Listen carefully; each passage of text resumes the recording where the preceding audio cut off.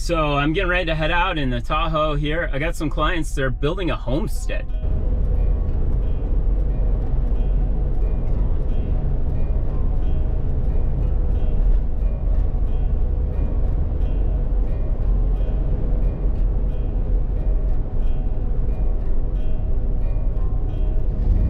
These little ranchettes are super cool. They're acre lots on the north end of the Whetstone Mountains.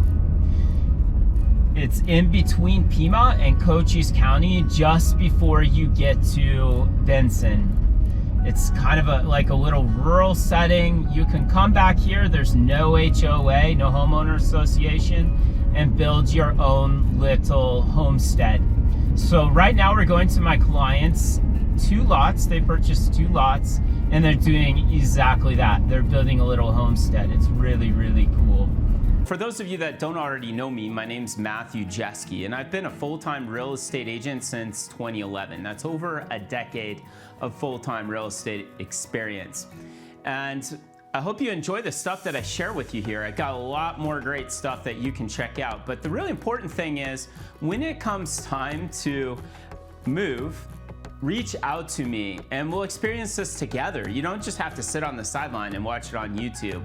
So my phone number is 520-344-3481. This is when they came out to set the modular home on the pad they had cut. Unfortunately, I was unable to make it because they came a day early. I had appointments on this day and I just couldn't move them. What you're seeing here is a truck that pulls the unit out. There's 2 trucks because it's a double wide. And then we have a little remote controlled tractor that positions it very finely in place on the pad. It's a really neat process if you ever get a chance to see them move a home. Really cool little area. You can build yourself what I call a homestead. There's no HOA.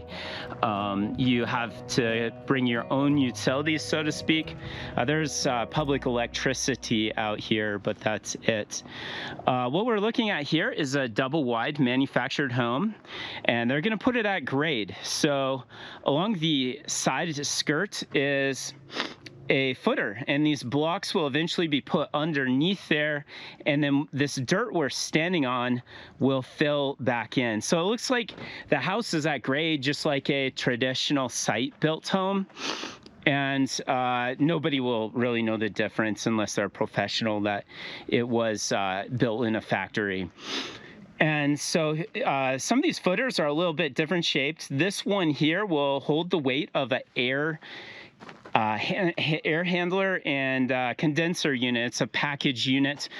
Okay, let's pause for just a moment here. I don't know if you understand the significance of a package unit, also known as a rooftop unit. So these are super cool. They free up space in your home because you no longer have the air handler side of the system and the furnace inside the house. This gives you like another linen closet, utility closet for your brooms, pantry closet, and it's usable space. Now, where does that air handler go? It goes outside with the other side of the refrigeration cycle, the hot side or the condenser side. And it makes it a lot easier to service the air conditioning system. It's just really all around a really great setup.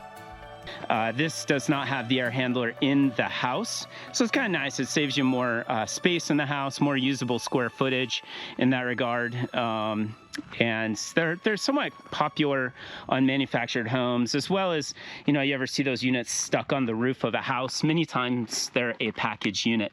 I'll explain what you see under here. These are jack stands that are adjustable. There's a little screw on the end of them, and that's how they set the house. It's leveled on those. Some of my clients that have older manufactured homes, they may go back in and re-level them again, and then they have very sturdy house.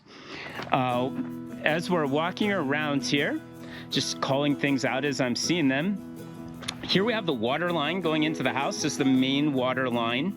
And as I mentioned, there are no utilities really other than the public electricity here from Sulphur Springs Co-op. And they had to pay to have this pole put in, and then a line.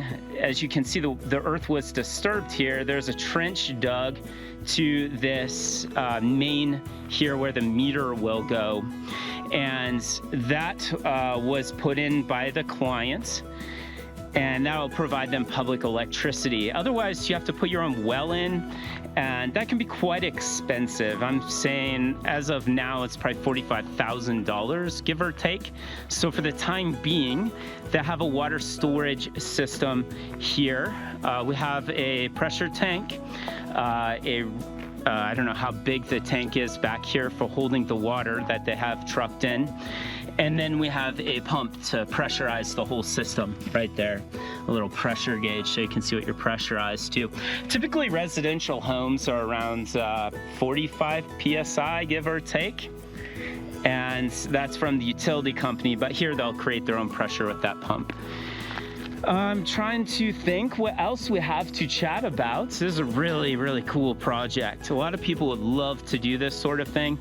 It just takes a lot more foresight to do it. They bought 2 lots. They're an acre a piece, and then they set the house on this lot. So what we're looking at here, this footer, is for a crawl space. So either end has a vented crawl space, and that allows it to breathe underneath. Now, if you ever have a manufactured home, you need to be diligent about rodents. So you want to put yourself a little have-a-heart trap or a snap trap. Some of my clients put a bunch of steel wool there. Rodents really don't like that. And just be very diligent about that. If you have a site-built home, you need to use some similar things, but perhaps in your attic crawl space and this sort of thing. On these, it's below. And it's no big deal. You can keep on top of it. One other thing, and we don't necessarily do this in Arizona, it's not as common, they're tie-down straps. So some financing is federal, and they just uniformly have the same requirements across all states.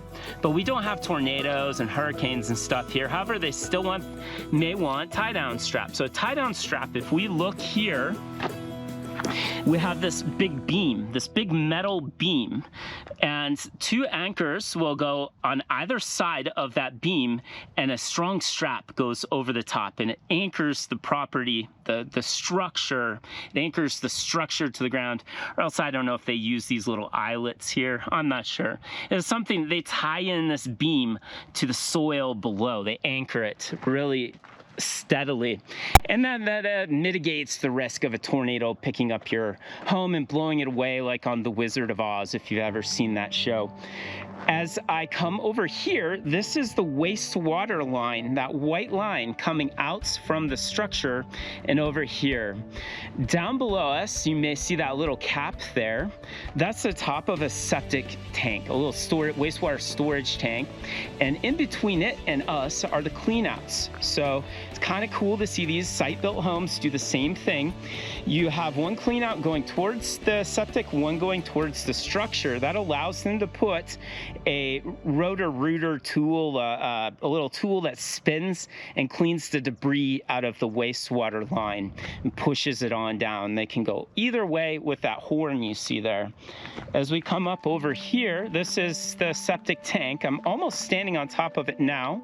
We have a little green line here that grounds out the septic, the wastewater line, as well as there will be a little coin, a little disc put on top of that. So when this is all buried, you can find your cap to your septic tank and get it cleaned out when that time comes. So that septic tank just holds the solid waste, and you're looking at 2 lines down here sticking out of the ground. Those are on the end of long tubes that are perforated.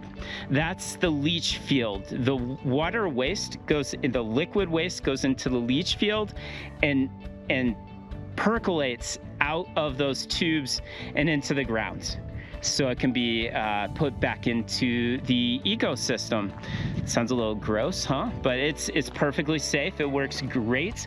It recycles some of that water, and the ground filters it out, puts it back into the environment. And then when your tank finally becomes full, you have a company come out and pump it empty and inspect it. Here we'll walk back around, and I think that about concludes the excuse me, the tour of this property here.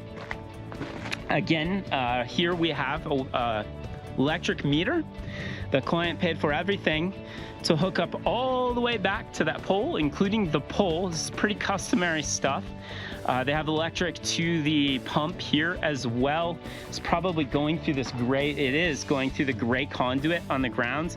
If ever you run electric on the outside of your property, it has to be into code, which typically is in some sort of conduit. Now, I don't know all those codes. These contractors and that know exactly what materials are used in these situations. And then, of course, the county comes out and inspects all that with the permitting system to make sure it's done according to the health standards, the safety standards, the building codes, all that they've established when they build these homes. But there you have it. This is a little homestead that's getting put together, and if I get a chance, we'll put some more videos up for you.